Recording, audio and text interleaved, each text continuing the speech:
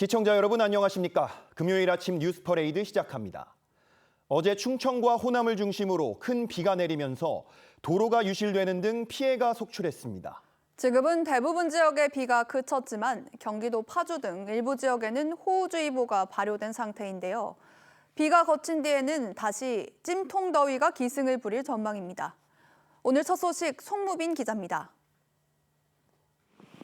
도로가 흙탕물에 잠기고 차량 바퀴가 물에 잠겨 물살을 가릅니다. 중북부 지역에 자리 잡은 정체전선에 간밤 경기 북부와 강원 북부를 중심으로 시간당 40mm 안팎의 큰 비가 쏟아졌습니다. 기상청은 오늘 오전 3시 10분부터 경기 연천과 파주, 강원 철원과 경기 포천에 잇따라 호우주의보를 발령했습니다.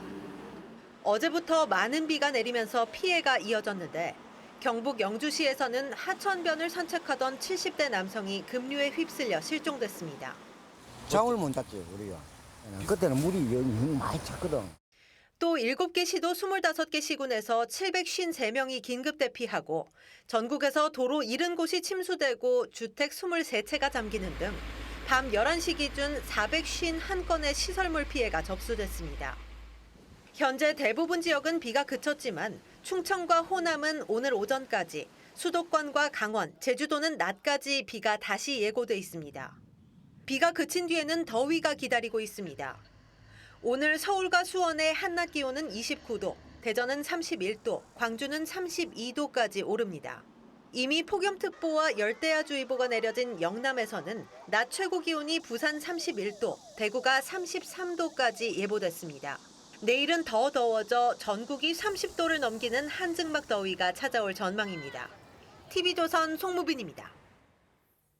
전남 광주 여고생을 살해한 장윤기의 경찰 아버지가 수사팀과 유착해 주요 증거를 인멸하고 사건을 축소하려 했다는 의혹이 연일 쏟아지고 있습니다. 수사 초기에 기본 단계 중 하나인 장윤기 휴대전화 통신 내역 조회도 하지 않은 걸로 드러났는데 사태가 심각해지자 미국 출장 중이던 유재성 경찰청장 직무대행은 오늘 조기 귀국한 뒤 대국민 사과를 했습니다. 박재훈 기자의 보도입니다. 지난 5월 5일 여고생 살해 혐의로 긴급 체포된 장윤기. 같은 날 14일 검찰에 넘겨지기 전까지 광주 서부경찰서 유치장에 수감됐습니다. 수사를 맡은 광주 광산경찰서에 유치장이 없어 7km 떨어진 경찰서로 옮겨진 겁니다. 그런데 당시 장윤기 아버지인 장모 경감이 아들을 3차례 접견한 사실이 확인됐습니다. 접견은 긴급 체포 다음 날인 5월 6일과 8일, 검찰 송치 전날인 5월 13일 각각 이뤄졌는데 검찰은 이 시기를 전후에 불거진 증거인멸 정황에 주목하고 있습니다. 증거인멸 혐의 인정하십니까? 수사 초기 경찰이 장윤기 통신 내역조차 조회하지 않았고 장경감의 형이자 장윤기의 큰아버지도 경감 계급 경찰 간부라는 사실도 새롭게 드러났습니다. 부실 수사 의혹이 일파만파 커지자 유재성 경찰청장 직무대행은 미국 일정을 하루 앞당겨 오늘 새벽 귀국했습니다.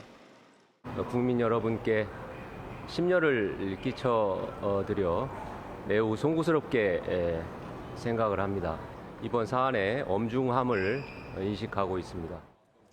경찰은 내부 비리 수사대를 신설하고 전국 경찰서에서 장윤기 사건과 비슷한 사례가 없는지 들여다보겠다고 했습니다. 유 대행은 오늘 오전 경찰 지휘부 화상회의를 열고 이번 사태와 관련 구체적 방안을 논의합니다. TV조선 박재훈입니다. 안규백 국방부 장관에 대해 경찰이 수사에 착수했습니다. 국회 인사청문회 때 방위병 시절 군무이탈 사실이 전혀 없다고 답변한 게 위증이라는 고발 내용을 살펴보는 겁니다. 경찰은 다음 주 고발인을 불러 조사할 예정입니다. 안혜리 기자입니다. 예비역 해군 소령인 김영수 공익신고센터 소장은 지난달 29일 안규백 국방부 장관을 증언감정법 위반 혐의로 경찰에 고발했습니다. 안 장관이 지난해 국회 인사청문회에 출석해 군무이탈이나 구금 사실이 전혀 없다고 한 것이 명백한 거짓 증언이라는 주장입니다. 고발한 내용이 가짜라면 이거는 무고죄가 됩니다. 그런데 여태까지 군무이탈과 구금 사실에 대해서 한 번도 해명하지 않았고 저에 대해서 고소고발 조치를 하지 않았습니다. 서울 용산경찰서는 안 장관에 대한 수사에 착수했습니다. 경찰은 오는 16일 김 소장을 불러 고발인 조사를 진행할 예정입니다. 이후 안 장관의 병적 기록부와 청문회 속기록 등을 대조해 위증 여부를 확인할 것으로 보입니다. 국방부는 의혹을 부인하고 있지만 병적 기록 등 근거 자료는 공개하지 않았습니다. 김 소장을 모욕죄 등으로 맞고발하는 방안에 대해선 말씀드릴 게 없다고 했습니다. TV조선 안혜리입니다. 우리 시간으로 오늘 밤 나스닥에 상장하는 SK 하이닉스의 공모가가 주당 $149로 정해졌습니다. 청약 수요가 몰려 예상보다 높은 몸값을 받을 수 있게 된 건데 앞으로 주가 전망은 증권사마다 크게 벌어지고 있습니다. 이유가 뭔지 오현주 기자가 보도합니다. SK 하이닉스가 현지 시간 10일 나스닥에 상장합니다. 한국 주식을 기반으로 미국 증시에서 주식 대신 예탁 증서를 사고 파는 방식입니다. ADR 공모가는 주당 $149입니다. ADR 한 주는 보통주 10분의 1 수준으로 전날 한국 주식 종가보다 3.1% 높습니다. SK 하이닉스는 ADR 상장을 통해 $265억, 약 40조 원의 자금을 확보하게 됩니다. 외국 기업으로는 2014년 중국의 알리바바가 기록한 $250억 규모 기업 공개를 넘어서는 최대 규모입니다. ADR 공모에 기관 투자자들이 대거 몰리면서 7배가 넘는 청약이 접수된 것으로 알려졌습니다. 흥행 기대감은 커졌지만 시장의 평가는 엇갈리고 있습니다. 같은 날 국내 두 증권사가 각각 185만 원과 420만 원을 목표가로 내놨습니다. ADR 상장 효과를 기대하는 낙관적 전망과 빅테크 업체들의 투자 속도 조절로 메모리 수요가 둔화할 것이라는 보수적 전망으로 갈린 겁니다. This is starting to feel a little schizophrenic. This market believes in AI one day and then is just scared about the spending. 하이닉스가 지금보다 10배는 커져야 한다는 포부를 밝힌 최태원 SK그룹 회장은 상장식에 직접 참석합니다. TV조선 오현주입니다. 서울 중저가 아파트 값이 계속 오르는 와중에 시중은행들이 대출 문턱을 높이고 있습니다. 주택담보대출 한도를 6억 원에서 3억 원으로 줄인 은행도 나왔는데요. 자금 계획을 세우던 실수요자들이 발을 동동 구르고 있습니다. 허유하 기자가 만나봤습니다. 최근 서울 아파트를 매수한 직장인 A씨. 잔금을 앞두고 주택담보대출 한도를 확인하기 위해 부랴부랴 은행을 찾았습니다. 6억 원이 필요한데 시중은행들이 잇따라 대출 한도를 줄이고 있기 때문입니다. 부담이 되는 건 사실입니다. 급하게 오늘 대출 받으러 왔어요. 좀 조급한 마음이 좀 생겼습니다. 국민은행은 수도권과 규제 지역의 주택담보대출 한도를 기존 6억 원에서 3억 원으로 대폭 낮추기로 했습니다. 최근 대출 수요가 늘면서 금융당국이 요구한 대출 총량을 맞추기 위한 조치입니다. 가계대출의 안정적인 관리와 포트폴리오를 선제적으로 조정하기 위한 자체적인 관리 방안이라고 생각합니다. 신한은행도 모기지 보험 가입을 제한하는데 이렇게 되면 대출 때 일명 방빼기가 적용돼 대출 한도가 5천만 원 정도 줄게 됩니다. 농협과 국민, 하나은행은 이미 모기지 보험 가입이 중단돼 있습니다. 대출을 받아 집을 사려던 실수요자들은 당혹감을 감추지 못합니다. 특히 그동안 최대 6억 원 대출이 가능했던 15억 원 이하 중저가 아파트가 직격탄을 맞았습니다. 3억이면은 엄청 큰 돈이잖아요. 이걸 어디서 구해요? 그럼 사채 막 그냥 완전 무슨 금리 높은 거만 16%막 이상 되는 걸 그냥 해야 돼요. 온라인에선 대출이 안 나와서 계약이 파기되는 것 아니냐는 불만이 터져나오고 있습니다. TV조선 허유합니다. 정부가 추진 중인 육군, 해군, 공군 사관학교 통합 계획을 놓고 군 안팎의 반발이 거세게 일고 있습니다. 여기에 방첩사 해체에 따른 안보 공백 우려까지 겹치면서 이 정부의 국방개혁 방향을 둘러싼 논란이 커지고 있는 상황인데 자세한 내용 엄효식 한국국방안보포럼 방산안보실장과 함께 짚어보겠습니다. 안녕하십니까? 이 국방부가 6회 공군사관학교를 하나로 합친 이른바 국군사관학교를 만들겠다면서 그 이후로 군의 합동성 강화를 지금 들고 있거든요. 실장님께서도 육사 출신으로 알고 있는데 이 보시기에 이러한 정부의 통합 이유와 추진 방식이 좀 납득이 되십니까? 네, 사관학교를 통합하는 문제는 과거에도 몇 번 논의는 있었습니다. 그래서 이번에도 국방부가 지금 내세우고 있는 가장 큰 명분은 합동성 제고인데요. 사실 그런 부분에 대해서는 아주 공감할 수가 있는데 그러한 그 목적과 배경에 대한 공감은 가능한데 이 추진하는 방식에 대해서는 조금 좀 꼭 이렇게 해야 되나 싶은 의문이 많이 있거든요.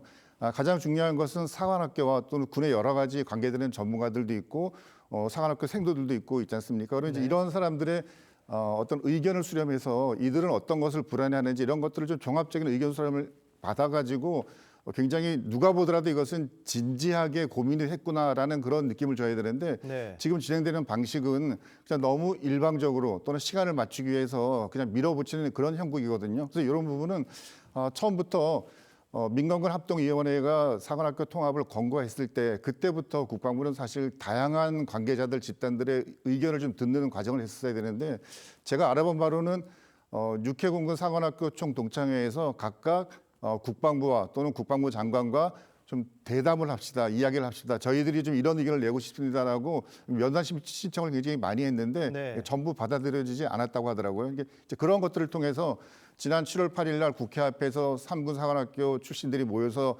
여러 가지 목소리를 냈는데 국방부가 우리 목소리는 듣지 않고 그냥 국방부의 의도대로 일방적으로 가려고 하는구나라는 그런 부정적 인식을 갖게 된 것 같습니다. 네. 자, 3군의 총동창회와 예비역 장성 출신 인사들은 이 해군의 항해나 공군의 비행 같은 특수 분야의 전문성이 심각하게 떨어질 거라고 지적을 하는 반면에 이 통합을 추진하는 쪽에서는 1, 2학년은 교양 과목을 중심으로 공통 수업을 듣고 이 전문성 교육은 임관 후에 병과를 부여받은 뒤에 하면 된다 이렇게 주장을 하고 있거든요. 이게 좀 타당성이 있는 이야기라고 보십니까?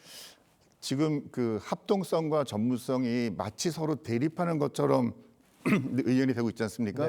근데 사실 군에서는 합동성과 전문성은 대립되는 것이 아니라 전문성이 쌓여야지 합동성이 제대로 발휘될 수 있는 것이고 또 합동성이 쌓여야지만이 그 위에서 전문성이 더욱 발휘될 수가 있는 것이거든요. 지금 그 민간군 자문위원회에서 권고했다는 1, 2학년은 합동교육을 하고 이것은 합동성이잖아요. 다음에 3, 4학년은 각 사관학교별로 교육을 한다. 이것은 지금 거론되고 있는 전문성이거든요. 그러면 합동성과 전문성이라는 것이 그럼 학교를 통합한다는 것으로 해서 이것이 어떤 쪽은 합동성이고 어떤 쪽은 전문성이고 이렇게 하기는 되게 좀 어려운 면이 있거든요. 정말 중요한 것은 학교가 지금처럼 분리돼 있건 또는 뭐 어떤 시점에 만약 통합되는 것으로 결정이 된다고 하면 그 안에서 어떤 커리큘럼을 가지고 그다음에 어떤 내용을 가지고 생도들을 교육하는 것이 대한민국의 국방과 미래 국방개혁을 위해서 필요한가라는 그런 부분을 들어가야 되는데 지금은 오로지 사관학교를 일단은 무조건 통합해야 되는 것처럼 그렇게 입장이 나오고 있어가지고 이제 그런 부분에 대해서 이게 과연 우리 군의 전문성, 합동성 두 가지 영역에서 다 도움이 되는 것이 아니라 오히려 마이너스가 되는 거 아니냐라는 염려가 나오는 것 같습니다. 네. 이 합동성과 전문성이 상호 보완 관계다 이렇게 좀 이야기를 해주셨는데 일각에서는 정부가 12.3 비상계엄을 빌미로 육사 지우개 나선 거 아니냐 이런 시각도 있거든요. 또 찬성하는 쪽에서는 이 과거에 이승만, 전두환 정부 때도 이미 추진이 됐던 거다. 국방 개혁이다. 이렇게 좀 주장을 하고 있는데 실장님께서 보시기에는 이번 정책에 어떤 뜻이 좀 담겨 있다고 보십니까? 사관학교를 통합한다는 것은 한 번쯤은 고민해야 할 굉장히 중요한 국방의 과제라고 볼 수 있습니다. 그리고 2010년도 천안함 폭침 사건이 났을 경우에 그 이후에 군에서도 일단 한번 실험을 했거든요. 사관학교 1학년들을 순회하면서 그러니까 1학년들끼리만이라도 함께 교육을 하자라는 그런 의미에서 약 5년 정도 그런 프로그램을 진행했는데 결국 그것이 없어지고 말았습니다. 그리고 그때 당시에도 사관생도들은 너무 아직 어리기 때문에 조금 어느 정도 군 생활에 대한 경험이 있는 소령 계급에서 합쳐서 교육을 해보자고 해서 합동참모대학교라는 것을 만들어서 그것도 한 5년 이상 운영해 봤는데 군이 내부적으로 판단하기에 1학년들을 모아서 하는 그 통합교육과 소령들을 모아서 하는 그런 교육이 실효성이 없다. 이것이 그렇게 우리 군이 가고자 하는 방향에 결정적인 도움이 되는 것 같지는 않다라고 판단이 돼서 그 두 가지를 다 없애버렸거든요. 그러면 과거에 그럼 이런 두 가지 시도가 왜 실패로 끝났는지에 대한 좀 면밀한 분석이 있어야 되지 않습니까? 그거를 통해서 새롭게 만약 사관학교 통합을 한다면 그때 범했던 시행착오를 어떻게 줄일 것이냐 이런 것도 있어야 되는데 이제 과거의 이런 경험들 이런 것들은 들여다보지 않고 그냥 통합이라는 그 두 단어에만 너무 그 방점을 두고 밀어붙이다 보니까 이렇게 어떤 사람도 공감할 수 없는 그냥 정부가 어떻게 보면 군을 무시한다는 그런 것이고 더 나아가서 육해공군 사관학교가 있는데 해군 사관학교와 공군 사관학교는 지금 진해와 청주의 학교의 모습이 그대로 유지가 되는 반면에 뭔가 그 현상이 변화되는 거는 육사밖에 없거든요. 네. 그 육군사관학교는 1946년도에 현재의 태릉에서 만들어져 가지고 80년 동안 그 자리에 있어 왔지 않습니까? 그러면 네. 80년 동안 있어 왔던 그 자리에서 다른 곳으로 가려면은 왜 가야 되는지에 대한 설명이 충분히 돼야 되는데 이제 그런 것들이 없다 보니까 논란이 더 커지고 있는 것 같습니다. 네. 이 안규백 장관이 추진하고 있는 정책 중에 하나가 국군 방첩사령부, 이 방첩사를 해체하겠다고 전격 공식화를 한 건데 이 기능을 여러 기관으로 쪼개서 권한을 분산하겠다 이런 취지로 지금 알고 있거든요. 이 안보적인 측면에 문제가 있을 것 같은데 어떻게 좀 생각하십니까? 방첩사의 가장 큰 존재 목적은 말 그대로 방첩이지 않습니까? 네. 흔히 말하는 이제 간첩을 잡아내는 것이고 우리 어떤 내부의 이런 정보가 북한이나 적국으로 넘어가는 것인데요. 과연 방첩사를 지금 세 가지의 기능으로 분산을 하는 것이 그런 본래의 목적을 달성하기에 적합한가? 그러니까 이 부분에서 좀 의문을 갖는 사람들이 많이 있거든요. 또 한 가지는 보통 간첩이라는 것이 옛날에는 그 정보를 캐러 들어왔던 사람 이런 것들이었는데 지금은 사이버 쪽으로 또는 이런 뭐 방산 기술 쪽으로 굉장히 고도화됐거든요. 네. 그런 것을 잡아내려면 오히려 더 기능과 권한이 강화되어야 되는데 지금은 숫자만으로 보게 되면 과거에 보통 이제 우리가 말하는 기무사 같은 경우는 약 4,000명의 인원이 있었고 그다음에 문재인 정부 당시에 바뀌었던 조직에서는 3,000명으로 인원이 줄었고 이번에 이야기되는 이런 방첩사 해체를 통해서는 2,000명 수준으로 인력이 줄게 되거든요. 네. 그러니까 전문성도 조금 약화되는 것 같고 그리고 전문적 인력들도 숫자가 줄어들다 보니까 이런 것들이 궁극적으로 우리나라 대한민국 국방과 방첩에 기여할 수 있을 것인가에 대한 의문이 있는 것이고요. 그리고 하나의 기능이 세 개의 기능으로 분화가 된다는 것은 뭔가 약화되는 의미가 돼야 되는데 이제 군에 있는 사람이나 또는 방사계 기업에 있는 분들이 우려하는 것은 하나였던 것이 세 개로 분화가 돼가지고 세 개의 더 강력한 그 권력기관이 등장하는 것이 아니냐라는 그런 우려가 굉장히 많이 있습니다. 네. 그러니까 이런 부분은 국방부에서도 방첩사 해체에 따른 후속적인 여러 가지의 조치를 하는 과정에서 그러한 군 내부의 또는 방산기업의 우려들 이런 것들에 대해서는 좀 유념하는 것이 필요할 것 같습니다. 네. 이 정작 근데 안규백 장관 본인은 이 방위병 복무 시절에 이 탈영 의혹이 좀 제기가 됐거든요. 어쨌든 병적 기록을 공개하면 되는데 그걸 공개를 또 안 하고 있습니다. 이 공개 안 하고 있는 이유는 뭐라고 보십니까? 뭐 정확하게 알 수는 없지만 공개했을 때는 뭔가 안규백 장관 개인에게 밝히고 싶지 않은 내용이 공개되기 때문이라고 생각이 드는데요. 국방부 장관이라는 자리는 정부 국무위원 중에서도 가장 어쩌면 국민들의 신뢰와 어떤 진정성이 필요한 자리 아니겠습니까? 네. 그럼 국방을 담당하는 국무위원이 오히려 본인의 병역 문제 때문에 이런 논란이 되고 있다는 것 자체가 굉장히 좀 안타까운데요. 국방부에서는 계속적으로 인사청문회 때 모든 것을 밝혔다라고 얘기하는데 사실 인사청문회 때도 돌아가 보면 안규백 장관이 밝힌 내용은 병무행정의 착오다라는 거 아니겠습니까? 네. 근데 이제 이쪽 시민단체에서 고발 내용은 병무행정의 착오가 아니라 법률의 위반이다. 그러니까 이 부분은 개인이 조금 더 솔직하게 본인 입장을 밝히는 게 필요할 것 같습니다. 네, 알겠습니다. 엄 실장님 말씀 여기까지 듣겠습니다. 감사합니다. 고령층이 주로 겪는 걸로 알려진 당뇨가 소아 청소년들 사이에서도 빠르게 늘고 있다고 합니다. 평생 합병증을 관리해야 하는 데다 학교에서 단체 생활도 해야 하기 때문에 심각성이 더 크지만 아직 사회적인 인식 개선이나 관련 연구는 부족한 상황입니다. 그 실태를 차정승 기자가 취재했습니다. 7살 다온이는 혈당 측정기를 배에 달고 생활합니다. 하루에 서너 번씩 평생 인슐린 주사를 맞아야 합니다. 4년 전 몸에서 인슐린 분비가 잘 안 되는 일형 당뇨병 진단을 받았기 때문입니다. 지난해엔 4살 동생까지 당뇨 진단을 받았습니다. 갑자기 저혈당이 올 때도 있고 아니면 400이 넘는 고혈당이 될 때도 있고 긴장을 늦출 수가 없어요. 최근 몸에서 인슐린을 만들지 못하는 1형 당뇨병과 비만으로 생기는 2형 당뇨병까지 소아청소년 당뇨병 환자가 빠르게 늘고 있습니다. 뒷골이 땡겨요. 일단 스트레스 받는 약간 그런 기분이 많이 들고 저혈당일 때는 아까 말했다시피 글씨가 안 보인다거나 진짜 멘붕이 와요. 진짜로 아무 생각도 안 들고. 소아 당뇨는 합병증이 나타나기 전 조기 진단과 혈당 관리가 중요합니다. 특히 다운이처럼 형제자매 사이에선 다른 소아보다 당뇨 발생 확률이 최대 10배 높은 만큼 가족력은 소아 당뇨를 파악하는 데 필수입니다. 당뇨병이 있는 환자의 형제 자매들은 조기 발견의 핵심 고위험군이라고 우리가 좀 생각을 할 수가 있었습니다. 질병관리청은 아이들 5,000명을 대상으로 가족력을 포함해 혈당 관리 상태와 합병증 여부 등을 추적 관찰할 계획입니다. 국가 단위의 첫 실태 파악입니다. 과학적 근거를 마련하는 첫 걸음이자 국가 관리 체계의 기반을 구축하는 매우 뜻깊은 사업이라고 생각합니다.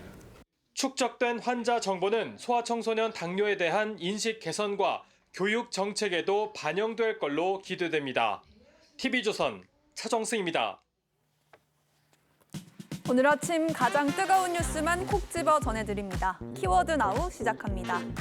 오늘 첫 번째 키워드는 시민 영웅입니다. 경찰청이 SNS를 통해 시민 영웅을 찾는다며 사연을 공개했습니다. 지난달 23일 부산에서 있었던 일인데요.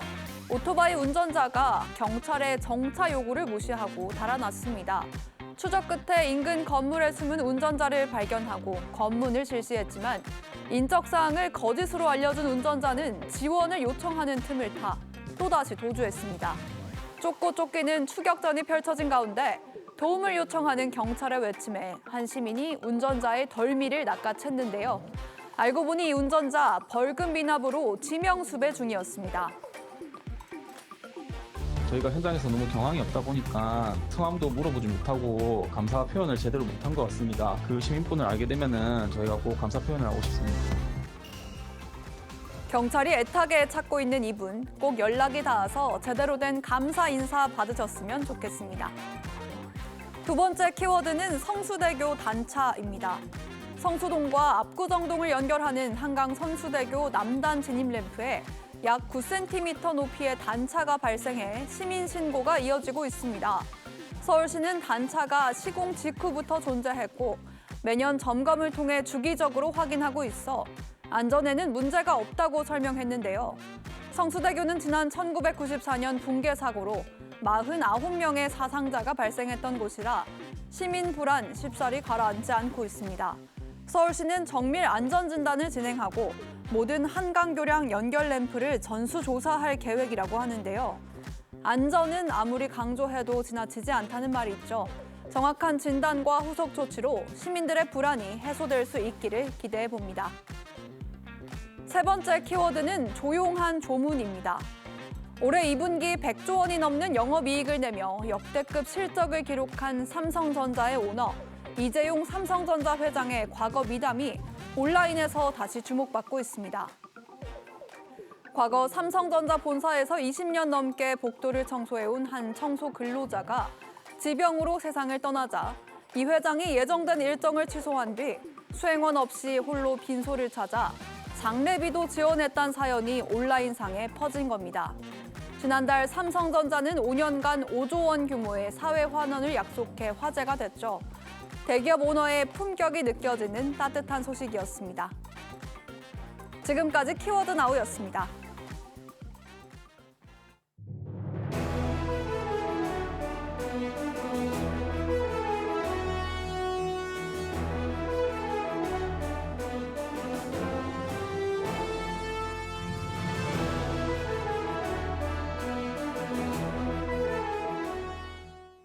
어제 충청과 호남 등에 큰 비가 내리면서 여기저기서 피해가 발생한 가운데 현재 경기도 파주 등 경기 북부 일부 지역엔 호우주의보가 발효된 상태입니다. 지금 대부분 지역에 현재 비는 그친 상태인데 오늘과 주말 사이 찜통 더위가 찾아올 전망이라 이제 더위에 대비하셔야겠습니다. 송무빈 기자가 보도합니다. 도로가 흙탕물에 잠기고 차량 바퀴가 물에 잠겨 물살을 가릅니다. 중북부 지역에 자리 잡은 정체전선에 간밤 경기 북부와 강원 북부를 중심으로 시간당 40mm 안팎의 큰 비가 쏟아졌습니다. 기상청은 오늘 오전 3시 10분부터 경기 연천과 파주, 강원 철원과 경기 포천에 잇따라 호우주의보를 발령했습니다. 어제부터 많은 비가 내리면서 피해가 이어졌는데 경북 영주시에서는 하천변을 산책하던 70대 남성이 급류에 휩쓸려 실종됐습니다. 잠을 못 잤죠, 우리가. 그때는 물이 많이 찼거든. 또 7개 시도 25개 시군에서 753명이 긴급 대피하고 전국에서 도로 70곳이 침수되고 주택 23채가 잠기는 등 밤 11시 기준 451건의 시설물 피해가 접수됐습니다. 현재 대부분 지역은 비가 그쳤지만 충청과 호남은 오늘 오전까지, 수도권과 강원, 제주도는 낮까지 비가 다시 예고돼 있습니다. 비가 그친 뒤에는 더위가 기다리고 있습니다. 오늘 서울과 수원의 한낮 기온은 29도, 대전은 31도, 광주는 32도까지 오릅니다. 이미 폭염특보와 열대야주의보가 내려진 영남에서는 낮 최고 기온이 부산 31도, 대구가 33도까지 예보됐습니다. 내일은 더 더워져 전국이 30도를 넘기는 한증막 더위가 찾아올 전망입니다. TV조선 송무빈입니다. 장윤기 사건을 둘러싼 경찰의 부실 수사 논란이 끊이지 않고 있지만 민주당은 검찰의 보안 수사권 폐지 방침에서 물러설 생각이 없어 보입니다. 경찰 견제 장치가 필요하다는 우려가 커지자 검찰이 경찰의 보안 소수권을 요구할 수 있는 추가 장치를 마련한 형사소송법 개정안을 발의했습니다. 어떤 내용인지 황정민 기자가 취재했습니다. 민주당 형사소송법 개정 TF 소속 의원들이 국회 사무처에 개정안을 제출합니다. 검찰 보안수사권 폐지를 사실상 당론으로 추진하는 겁니다. 개정안은 검사 수사를 규정한 196조 등을 삭제해 검찰의 직접 수사가 가능한 보안수사권을 완전히 폐지하는 내용이 담겼습니다. 이렇게 분리해둔 이유는 수사기관은 자기의 확증 편향에 빠지기 쉽기 때문에 수사에서 좀 벗어나서 그런 영장 청구권 여부를 결정할 수 있는. 대신 검찰의 보안수사 요구가 있으면 사법경찰관이 한 달 이내 보안수사를 완료하도록 했습니다. 보안수사를 이행하지 않으면 검찰이 사법경찰관 교체를 요구하거나 다른 수사기관으로 변경하는 권한도 부여했습니다. 경찰 권한 비대화에 대한 우려를 감안한 걸로 보입니다. 민주당은 개정을 통해 장윤기 사건과 같은 경찰의 수사 축소, 은폐 가능성을 방지할 수 있다고 주장했지만 보안 수사권이 현재 있음에도 불구하고 장윤기 사건은 발생한 겁니다. 수사기관의 자정과 견제가 필요한 거지. 국민의힘은 범죄자 천국을 만들겠다는 거라고 강하게 비판했습니다. 민주당은 끝내 살인범과 사기범의 편에 서서 국민을 울리고 범죄자를 웃게 만들 셈입니까? 이와 관련해 정성호 법무장관은 최근 보안 수사권을 폐지하면 부작용이 오히려 민주당에 타격을 줄 수 있다고 우려한 걸로 알려졌습니다. 민주당은 법사위 소위를 단독으로 열어 신속히 심사한다는 방침입니다. TV조선 황정민입니다. 나토 정상회의 참석을 마친 이재명 대통령이 다음 순방지인 몽골을 국빈 방문했습니다. 양국 정상은 한몽 관계의 황금 시대를 함께 열어가자고 선언했는데 특히 몽골의 풍부한 자원 등 공급망 분야 협력이 주목됩니다. 울란바타르에서 최민식 기자입니다. 태극 기관에 걸린 몽골 수바타르 광장에 애국가가 울려 퍼집니다. 15년 만에 한국에서 찾아온 국빈을 맞이하기 위해 몽골 측은 21발의 예포로 예우를 갖췄습니다.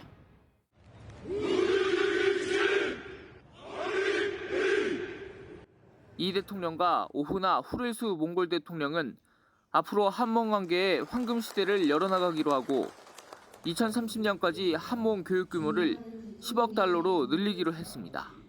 특히 히토리와 텅스텐 등 핵심 자원 공급망 협력을 강조했습니다. 자원 후국 몽골과 기술과 자본, 물류가 발달한 대한민국이 협력한다면 공급망 분야에서 확실한 시너지를 낼 수 있다고 생각됩니다.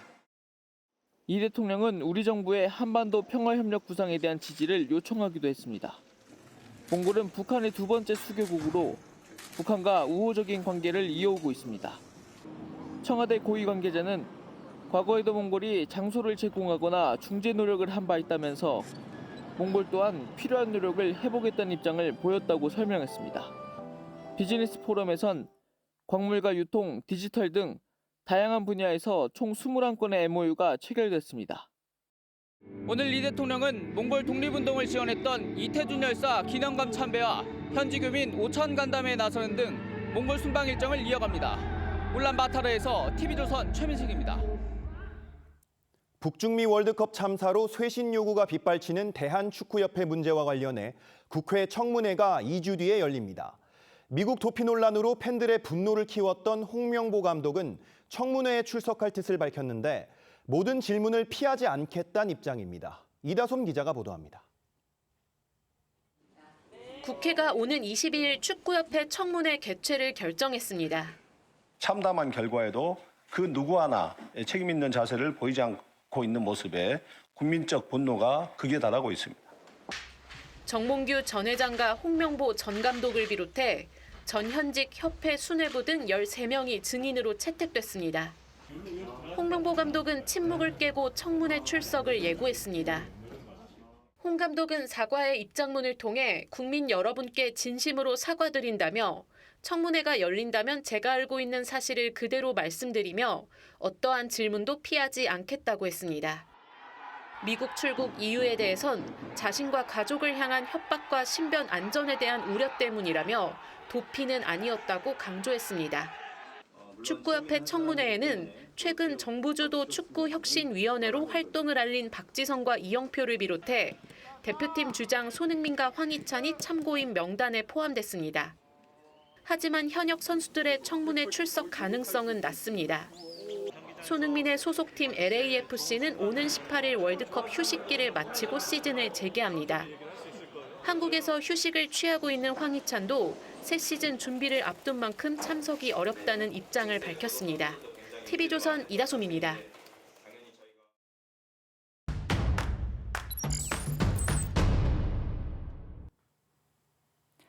오늘 뉴스비에선 글로벌 경제안보 이슈의 이면을 들여다봅니다. 김충영 기자 나왔습니다. 안녕하세요. 안녕하세요.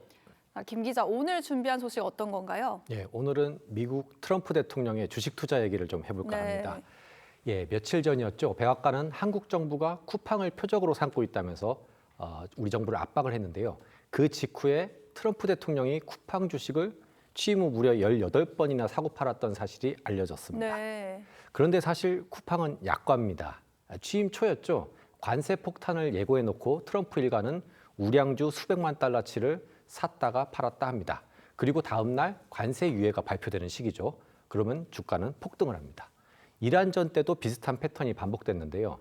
전쟁 관련해서 호재는 개장 전에, 악재는 마감 후에 나오면서 시장 조작 논란도 있었습니다. 네, 미국뿐 아니라 우리 주식시장도 트럼프의 한마디에 출렁거리는데 이렇게 영향력이 큰데 직접 주식 투자해도 괜찮은 겁니까? 예, 일단 한국에서는 불법입니다. 대통령이 되면 직무와 관련된 주식은 팔든지 아니면 백지 신탁을 해야 합니다. 네. 말 그대로 금융기관에 맡기고 일절 관여 못하는 겁니다. 대통령이 국가가 아니라 주가를 위해 정책을 펴는 이해충돌을 막기 위해서입니다. 그런데 미국에선 이게 불법이 아닙니다. 이해충돌 방지법이라는 법이 있긴 한데 대통령하고 부통령은 예외입니다. 네, 근데 국정을 책임지는 대통령과 부통령이 예외라는 게 좀 믿기지가 않는데 그렇다고 해서 이해 충돌 논란이 있을 만한 행위를 해도 된다 이렇게 규정한 건 아닐 거 아니에요? 예, 그렇습니다. 이 법이 처음 생긴 게 1863년, 그러니까 남북전쟁 중이었습니다. 당시 공직자들의 군납 비리가 자꾸 터져서였다고 하는데요. 다만 여기에 대통령까지 포함시키는 것은 대통령의 군사, 외교, 행정 권한을 규정한 미국 헌법 2조를 침해한다고 봤습니다. 예를 들어서 설명해드리면 대통령이 말 목장을 크게 하는 겁니다. 네. 기병부대로 전쟁을 치르게 한다면 이건 이해 충돌일까요? 아닐까요? 이런 문제가 생기니까 아예 그걸 피하게 하려고 일부러 보병전만 고집한다고 하면 직무 수행이 오히려 악영향을 받을 수 있다. 이런 논리입니다. 네, 그러니까 대통령과 부통령이 국정 전반을 다루니까 차라리 운신의 폭을 넓혀주려고 예외를 둔 거다 이렇게 볼 수 있을 것 같은데 그러면 앞선 미국 대통령들은 어떻게 처신했는지 트럼프처럼 했는지 궁금합니다. 예, 2차 대전 이후만 좀 살펴보겠습니다.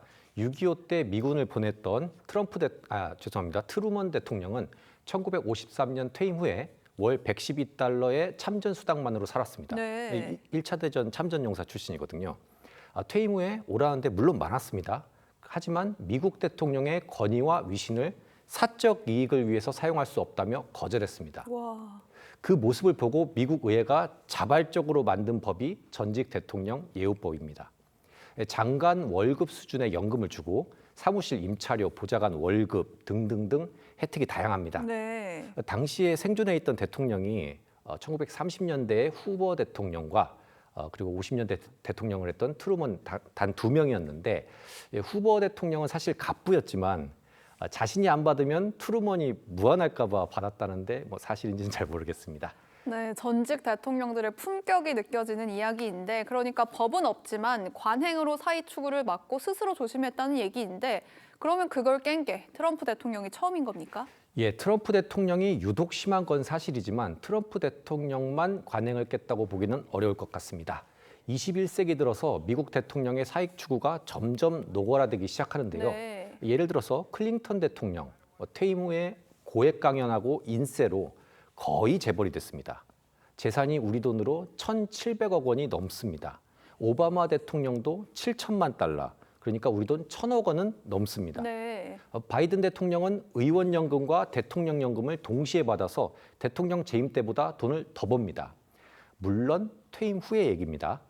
하지만 갑부들에게 혈세로 혜택까지 주냐는 볼멘 소리가 나왔습니다. 결국에 전 대통령 예우법상 좀 지원을 줄이자는 개정안이 2016년 의회를 통과했는데 퇴임을 앞두고 있던 오바마 대통령이 거부권을 행사했습니다. 네, 그러니까 시간이 갈수록 대통령들이 자기 입속을 챙기고 있다 이런 얘기인데 왜 미국 국민들은 여기에 반응을 안 하는 것 같죠? 예, 트럼프 대통령의 행태에 대해서 언론에선 계속 비판 기사가 나오고 있습니다. 그리고 지지율도 떨어지고 있고요. 네. 그런데 거기까지입니다.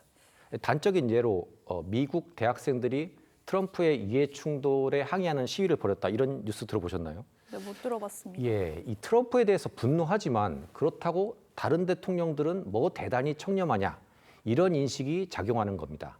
거기다가 진영 대립이 심해진 것도 큰 이유로 꼽힙니다. 예, 트럼프 지지자들 입장에서는 트럼프 일가가 주식으로 떼돈을 벌어도 계속 지지할 거고 네. 반대로 이제 반대편들은 트럼프가 주식을 끊어도 지지 안 할 겁니다. 그러니 그냥 주식을 하는 겁니다. 그리고 트럼프만 사익 추구 논란이 있는 것도 아닙니다. 그렇습니까? 예, 트럼프의 정적으로 유명하죠.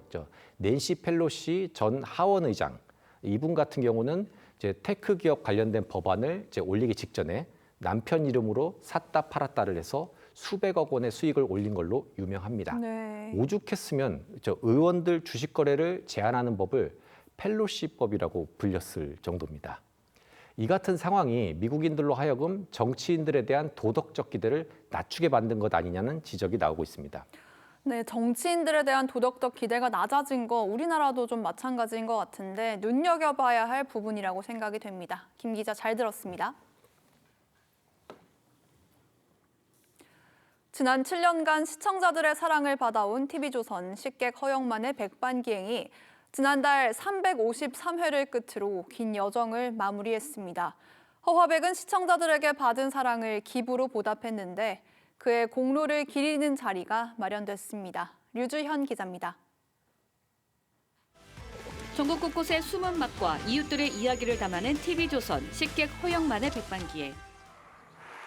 지난 2019년 첫 방송 이후 전국 각지의 소박한 밥상을 조명하며 대한민국 대표 K푸드 프로그램으로 자리매김했습니다. 7년이란 시간을 쉼없이 달려온 백반기행은 지난달 21일 허화백의 건강상 문제로 여정을 마무리했습니다.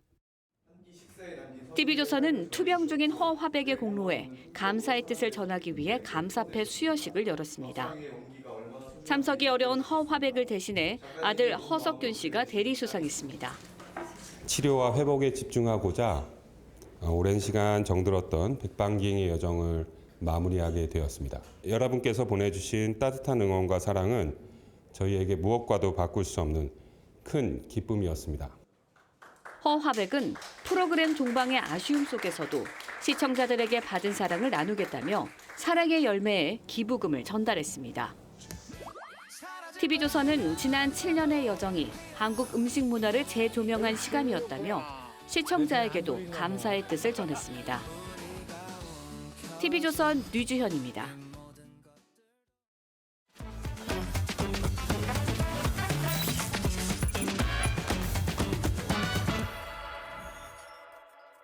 안녕하세요. TV조선 AI 리포터 아이온입니다.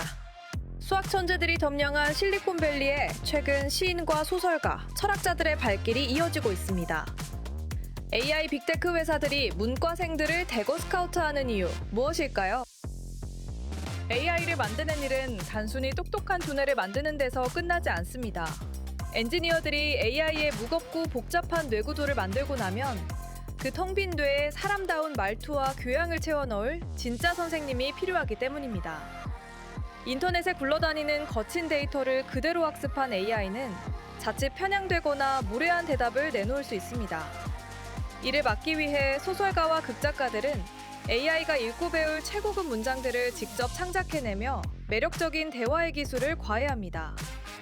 심리학자들은 AI가 사람의 마음을 다치지 않게 위로하도록 공감 능력을 주입하고, 인류학자와 사회학자들은 AI가 전 세계 다양한 문화권의 금기를 이해하고 문화적 충돌을 일으키지 않도록 섬세한 사회성을 조율합니다. 가장 중요한 윤리적 기준은 철학자들의 몫입니다.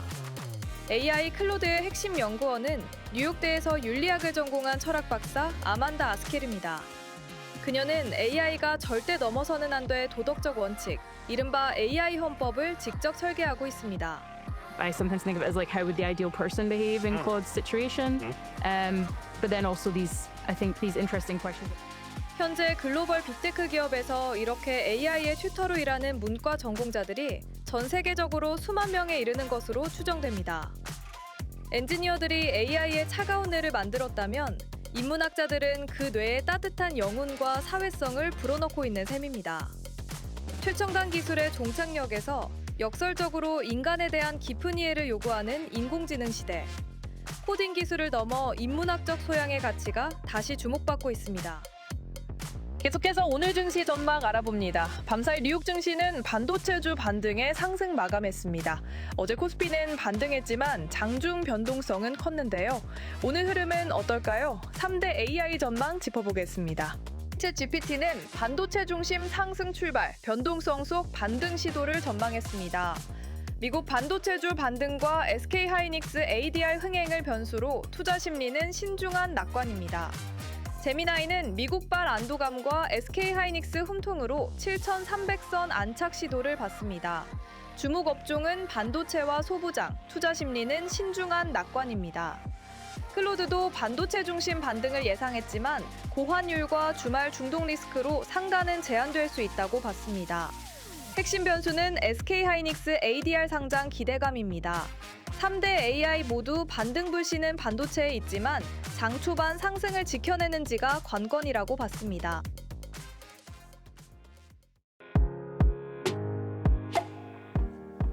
렌즈에 담긴 순간 그 의미를 짚어보는 시간이죠. 사진 기자가 선택한 아침의 한 장입니다. 오늘은 조선일보 사진부 이태경 기자와 함께합니다. 안녕하세요. 오늘 함께 볼 사진 어떤 건가요? 네, 스페인의 산페르민 축제인데요. 세계적 명성을 가진 스페인의 대표 축제입니다. 그 현장 모습 사진으로 만나보겠습니다. 산페르민 축제의 상징과도 같은 도심 소몰이 엔시에로 현장인데요. 이 엔시에로는 축제 기간 동안 매일 아침 8시에 열립니다. 축제 참가자들이 거친 소떼와 함께 투 경기장까지 약 800m를 함께하며 위험천만한 질주를 선보입니다. 사진만 봐도 긴박함이 느껴지는데 근데 왜 이렇게 도심 한복판에서 위험하게 소들을 몰고 달린다고 합니까? 네, 이 소들은 매일 오후에 열리는 투우 경기에 참가할 소들인데요. 과거 투우장이 외곽에 있었을 때 소들을 경기장으로 몰기 위해 길을 막고 함께 뛰었던 것에서 유래했습니다. 거리를 질주하는 이 소들은 매일 다른 목장에서 오는데 엔시에로 팬들은 어느 목장 출신의 소들이 가장 박진감 넘치는 질주를 선보이는지에 주목합니다. 많은 사람들에게 큰 사랑을 받는 축제이지만 전통 유지와 동물 복지 사이의 논쟁이 계속되는 것이 현실이기도 합니다. 전통과 윤리 사이의 고민에 번뜩이는 지혜가 필요해 보입니다. 지금까지 아침의 한 장이었습니다. 비구름이 점차 물러가고 있습니다. 다만 오전까지는 중북부를 중심으로 강하고 많은 비가 집중될 텐데요. 앞으로 경기 북부와 강원 중북부 내륙에는 최대 150mm 이상, 그 밖에 수도권 지역에도 최대 70mm 이상의 비가 더 내리겠고요. 중부지방은 바람도 강하게 불겠습니다. 비는 낮이 되면 대부분 잦아들겠습니다. 비가 그친 뒤 하늘에는 구름만 지나겠습니다. 다만 오후부터 저녁 사이 내륙을 중심으로 소나기가 쏟아지겠습니다. 오늘도 습도 높은 무더위가 기승을 부릴 텐데요. 낮 최고 서울 29도까지 오르겠고요. 폭염주의보와 열대야주의보가 이어지고 있는 영남 지방은 대구 33도에 머무는 등 무척 덥겠습니다. 내일부터 장맛비는 소강 상태에 접어들며 30도를 웃도는 찜통더위가 나타나겠습니다. 저는 오늘을 끝으로 뉴스 퍼레이드를 떠납니다. 1년 2개월 동안 출근길 날씨를 전하며 매일 아침 눈을 뜨는 게 참 행복했습니다. 시청자 여러분의 앞날에도 맑은 날이 가득하길 기도하겠습니다. 지금까지 오늘의 날씨 박선민이었습니다. 잠시 후 8시 40분에 방송되는 신통방통에서는 아무도 준 적이 없다는 김민석 전 총리의 계엄 당일의 국회 CCTV 영상을 어떻게 김어준 씨 유튜브에서 입수했는지 파헤쳐봅니다. 또 삼성 본사에서 20년 근무한 청소부의 장례식을 홀로 찾은 이재용 회장의 스토리도 전해드립니다. 오늘 뉴스 퍼레이드 마칩니다. 저희는 다음 주 월요일 아침 7시 40분에 다시 뵙겠습니다. 고맙습니다.